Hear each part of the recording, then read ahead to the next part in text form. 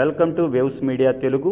Seasonal జ్వరాల పట్ల ప్రజలు జాగ్రత్తగా ఉండాలని ఏరియా వైద్యశాల సూపరింటెండెంట్ డాక్టర్ సిద్ధార్థ అన్నారు. బాపట్ల పట్టణంలోని వైద్య వైద్యశాల ఏర్పాటు చేసిన విలేకరుల సమావేశంలో ఆయన పాల్గొని ప్రసంగించారు. ఇంటిలో ఒకరికి జ్వరం వస్తే అందరికీ వచ్చే అవకాశం ఉందని, కాచి చల్లార్చిన నీటిని తీసుకోవాలని సందర్భంగా ఆయన సూచించారు.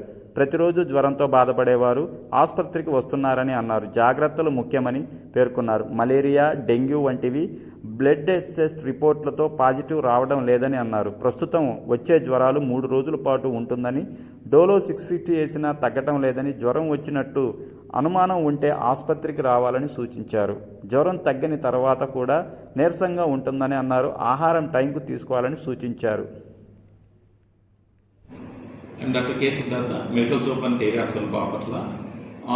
ఈరోజు ప్రజెంట్ కేసెస్ ప్రజెంటేషన్ ఎలా ఉందో చెప్తున్నాను. హాస్పిటల్కి వచ్చేది మోస్ట్ ఆఫ్ ద కేసెస్ మనకి ఓపీలో ఫీవర్ కేసెస్ ప్రజెంట్ అవుతున్నాయి. స్పెసిఫిక్గా టెస్టులు, ల్యాబ్ టెస్టుల్లో వీటిల్లో అయితే పాజిటివ్గా ఏమి నమోదు అవ్వట్లేదు. మలేరియా కానీ, టైఫాయిడ్ కానీ, డెంగ్యూ లాంటివి రావట్లేదు. Possibly there are seasonal or viral fevers.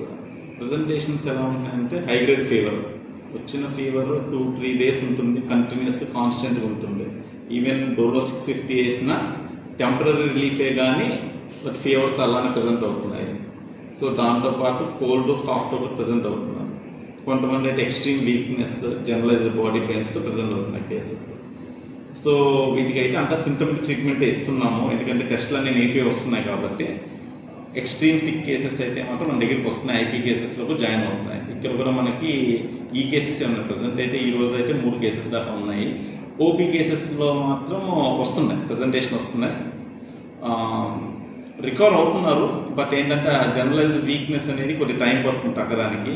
So వీటికి మెయిన్ ఏంటంటే మనము పర్సనల్ కేర్ తీసుకోవడమే.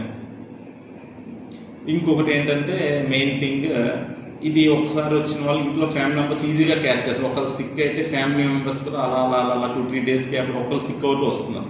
మేము అబ్జర్వ్ చేసిన ప్యాటర్న్ అయితే ఇది. సో ఒకవేళ మీకు ఎనీ ఫీవర్ ప్రజెంటేషన్ ఏమైనా ఉంటే ఎర్లీగా మన హాస్పిటల్లో ప్రజెంట్ అయితే సో మనం దానికి సంబంధించిన ట్రీట్మెంట్ కానీ బెటర్ మేనేజ్మెంట్. చాలామంది ఫీవర్ వచ్చిన తర్వాత ఫుడ్ తినడం తగ్గించేస్తున్నారు, ఫ్లూయిడ్స్ కూడా ఎక్కువ మంది తీసుకోవట్లేదు. మన డీహైడ్రేషన్తో కూడా ప్రజెంట్ అవుతున్నాయి కేసెస్ బాగా అయింది.